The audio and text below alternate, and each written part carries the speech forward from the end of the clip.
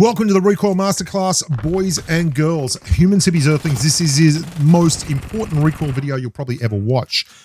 This is going to give you an up-to-date analysis of all 9 of the full auto ARs in PUBG Mobile. And it's going to give you an idea, not just in how the squiggly lines look compared to each other, but numbers. It's going to give you raw numbers that you can base gameplay styles and metas around, and maybe, just maybe, change the way we look at some of the ARs. I think you'll be pleasantly surprised when you see the results. This is how we used to do it. We'd take a spray 5 times from one weapon, we'd put them all together, and then we'd compare them. It's not very scientific. Each spray represents one data point. Okay, Catfish is the first guy I saw do this, by the way. Kudos to him. What we did this time was we measured the distance between the rounds. So I went to this wall in Cheer Park. I used every AR. I made sure we were in exactly the same position with each, so we got the right data. And then we went to Photoshop. We made sure the screen captures were full screen captures so that we had the same size of base. And then we multiplied that 1600% till everything's a little square. And then we measured and we measured. And I did all that for you. And it took a long time. It was a real process, and I made a lot of mistakes. So I actually had to measure the whole thing 3 times, which is about 1,500 data points. So it took a long time. But at the end of the day, we got some amazing results. And measuring the distance vertically and horizontally between each bullet as it hits the target means we get 28 different data points in a 30-round clip.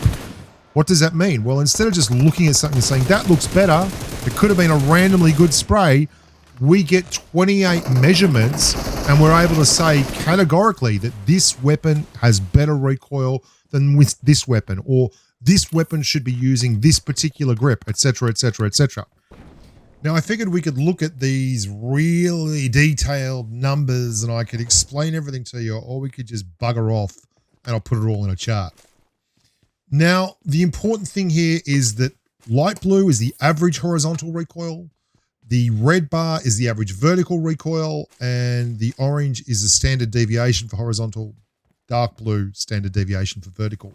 If you don't know what standard deviation is, let me read you a standard deviation definition.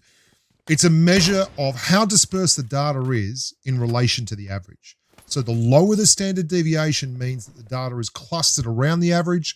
The higher the standard deviation means it is all over creation, okay? Now, I'm going to show you a few things here that I think are very, very interesting. First and foremost, the AUG is better than the M416. I'm sorry. That's 28 individual data points. Every one of them is measured specifically at 1600%.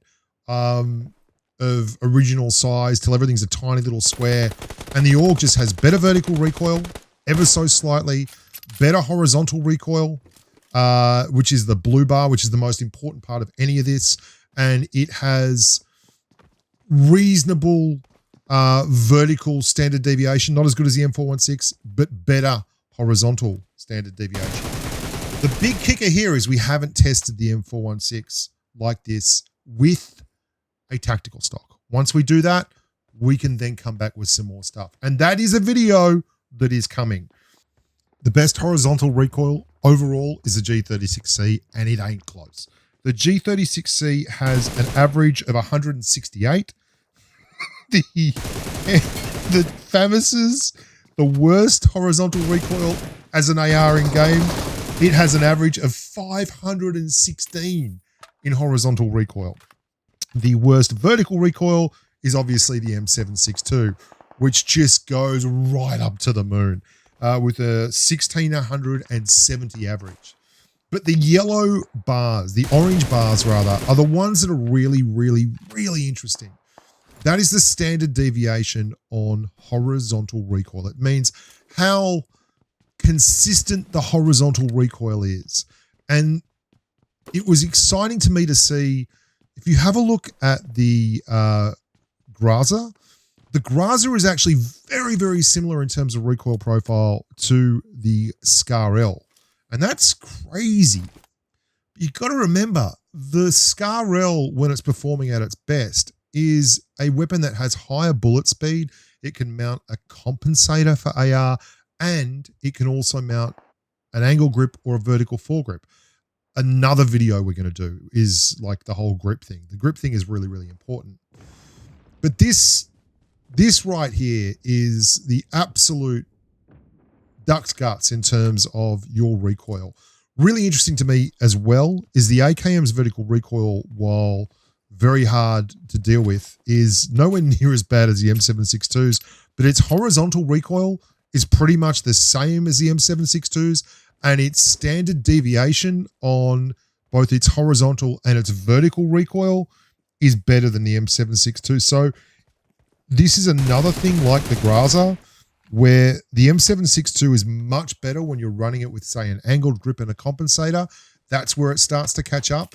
But just flat out vanilla, before you put any attachments on these weapons, these are the results. I will point out that I love the FAMAS, but man, is it like, this is a real point of evidence for anyone who is telling you that the FAMAS is trash. And I have not been saying that, but the FAMAS is trash in terms of recoil. Anyway, you can help the FAMAS a little bit with a compensator, but my goodness gracious me, it ain't that special. Anyway, I think this is an amazing way of looking at the stats of the weapons. I'm not sure if we'll make this public. It will certainly be on the spreadsheet, and it will be available probably to Patreons. I'd like to reward them for being so helpful. This spreadsheet would not have been made without the help of Steve-O, my good mate Steve from the States, and Sog Steve, and also Nev, who helped a lot. And there's been lots of other people who've helped along the way with things like formulas and testing and things like that. We also have all the bullet speeds of all the weapons. We've got the damage over distance drop off on this spreadsheet. How much of it I make public, I'm not certain. We've got time to kill over distance with relation to a level 2 vest, and damage drop off and bullet speed. All that is in it. So it's a hell of a thing.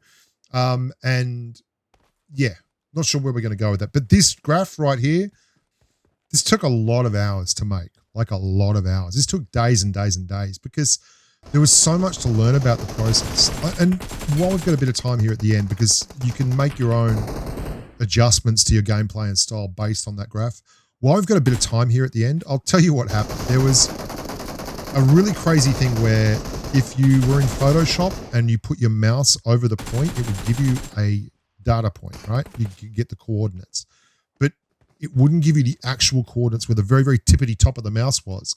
So I did everything, and then I realized on the last data set that if I tapped the mouse down, if I clicked it, physically clicked it, it gave me the exact coordinate.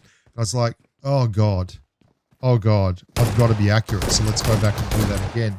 So I did that, and then I did everything. And then I realized that it was giving me positive and negative numbers for the variance between the horizontal axis. So I had to go back and sort that out, because obviously if there's negative and positive numbers, that affects the average and the outcome. And I learned a lot of other stuff, like you had to screen capture it in full screen so that everything was exactly the same size. You couldn't check it with a red dot because a red dot has 1.7 magnification, which distorted the data, and I had to go and redo it. It was an absolute nightmare.